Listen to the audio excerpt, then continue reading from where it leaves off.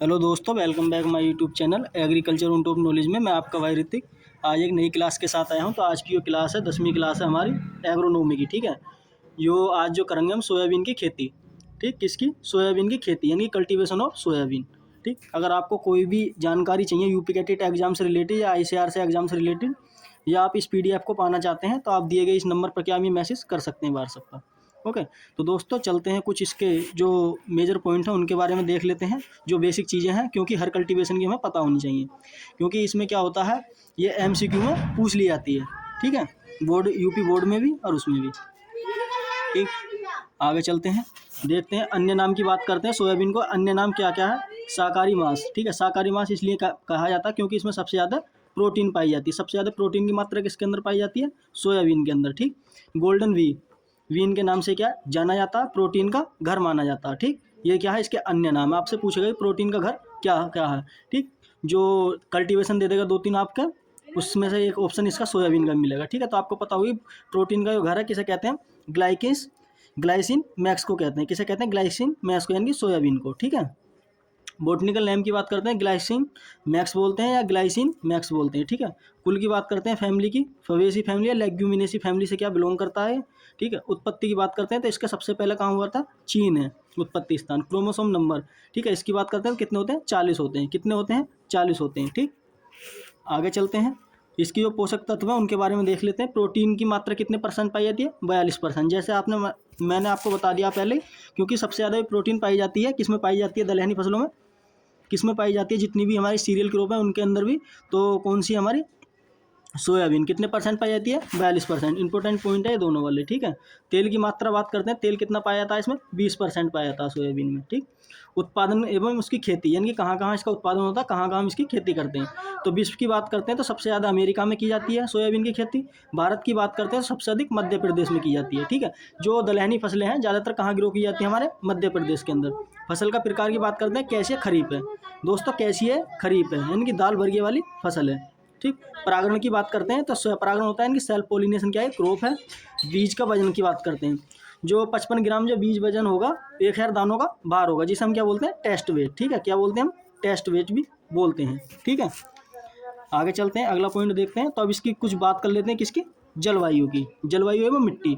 भूमि का pH मान रखते हैं 6.5 से 7.5 के आसपास। और दक्षिणी काली मिट्टी क्या उपयुक्त? आपसे पूछेगा कि जो सोयाबीन की खेती है उसके लिए सबसे उपयुक्त मिट्टी कौन सी होती है? काली है। इंपॉर्टेंट पॉइंट है ये वाला। ठीक है, आवश्यक जलवायु की कैसी है? आपको पता होगा खरीफ में उगाए जा रहे हैं तो कैसा गर्म होगा?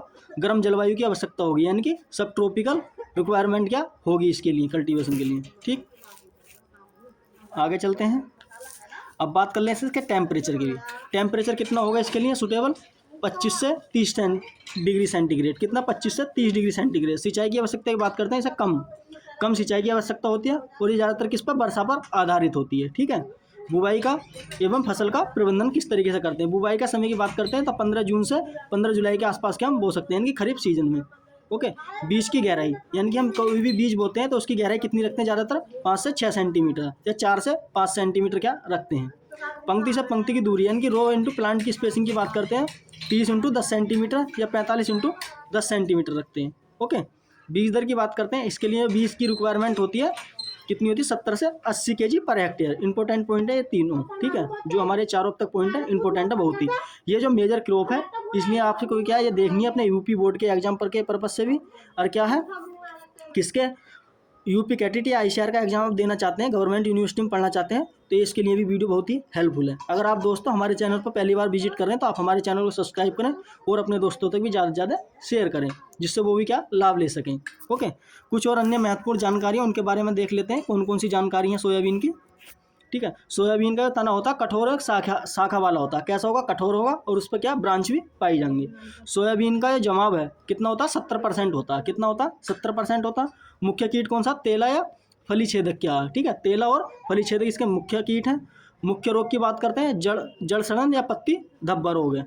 ओके, सोयाबीन का जो काला रंग होता है एंथोसाइनिन के कारण होता है। सोयाबीन का क्या काला जो कलर हो जाता है किसके कारण हो जाता है? एंथोसाइनिन के कारण। इंपॉर्टेंट पॉइंट है ये वाला। ठीक है, आपसे पूछेगा कि सोयाबीन का जो काला रंग होता है किसके कारण होता है? एंथोसाइनिन के कारण। सोयाबीन में तेल में गंध आने का कारण, जो सोयाबीन का तेल है उसमें किसके कारण गंध आती है?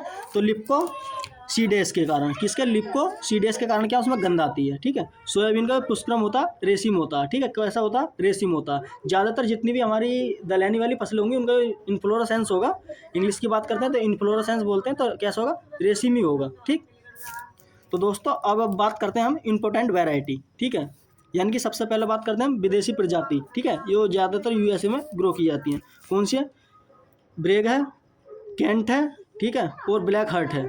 ठीक है, कौन सी है, ब्लैक हार्ट है, ठीक, ब्लैक हार्ट है, और ली है, और कौन सी है, क्लर्क 63 है। ठीक, ये क्या हमारे इंपॉर्टेंट है, ये आपको ये इतनी क्या वैरायटी पता होना चाहिए सोयाबीन की, जो ज़्यादातर एग्जाम में क्या पूछी गई है, पूछी जाती है इनसे। ठीक, बात करते हैं मुख्य किस्में भारत की, जो भारत में ग्रो की जाती है कौन कौन सी है। ठीक है, भारतीय प्रजातियाँ कौन कौन सी हैं उन्हें देख लेते हैं। तो इसमें देखते हैं सबसे पहले हम क्या देखते हैं, शिलाजीत इंपॉर्टेंट है, बहुत ही इंपॉर्टेंट वैरायटी है। कई बार एग्जाम में पूछी गई है कि शिलाजीत किसकी वैरायटी है, तो किसकी है, शिलाजीत किसकी है, सोयाबीन की, यानी कि ग्लाइसेम मैक्स की है। ठीक है, अंकुर, मोनोटा, अलंकार और पंजाब वन। ठीक है, इंपॉर्टेंट वैरायटी है ये वाली। बात करते हैं नोट, पौधों की संख्या जो होती है एक हेक्टेयर में कितनी है, 3 से 4 लाख पौधे के आसपास क्या लग जाते हैं, ओके, पर हेक्टेयर में। इसका जो खरपतवार है, जो बीज मैनेजमेंट है, हम किस तरीके से करते हैं उसके बारे में थोड़ा सा देख लेते हैं। तो दोस्तों बीज मैनेजमेंट जो करते हैं मुख्यतः कौन कौन से इसमें बीज वो लगते हैं उन्हें देख लेते हैं। ठीक है,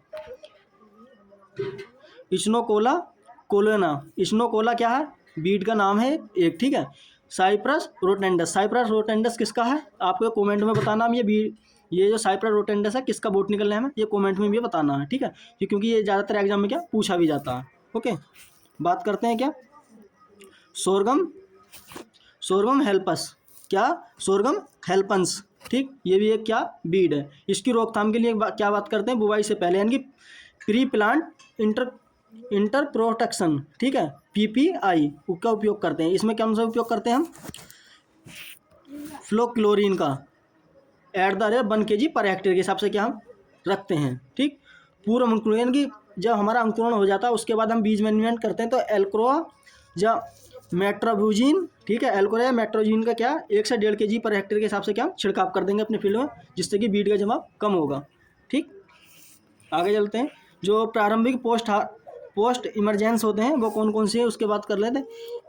इमेजेन थापायर, ठीक है, जो कितना यूज करते हैं हम इसे, 750 ग्राम पर हेक्टेयर के हिसाब से क्या यूज करते हैं। ठीक, तो दोस्तों लास्ट जो बची है अब इसका टॉपिक है इल्ड की। ठीक है, इल्ड है जो सिंचाई वाले क्षेत्र हैं तो 25 से 30 कुंटल हमें प्राप्त हो जाती है। जो वर्षा पर निर्भर रहते हैं, जहाँ पर क्या वर्षा के ऊपर क्या ज़्यादातर ग्रो की जाती है कल्टीवेशन, तो हाँ 10 से 15 कुंटल के आसपास क्या हमें मिल जाती है। ठीक है, तो दोस्तों आई होप, मुझे उम्मीद है कि आपको ये वीडियो क्या पसंद आई होगी। अगर आपको ये वीडियो पसंद आई हो तो दोस्तों एक बार अपने दोस्तों तक शेयर जरूर करें। ठीक है, एक बार इस वीडियो को अपने दोस्तों तक शेयर जरूर करें, जिससे वो भी इस वीडियो का लाभ ले सके और जिससे भी हमें भी थोड़ा सा क्या मोटिवेशन मिले, क्यों अच्छे व्यूज़ आते हैं तो थोड़ा क्या हमें खुशी मिलती है कि हाँ और वीडियो बनाई जा।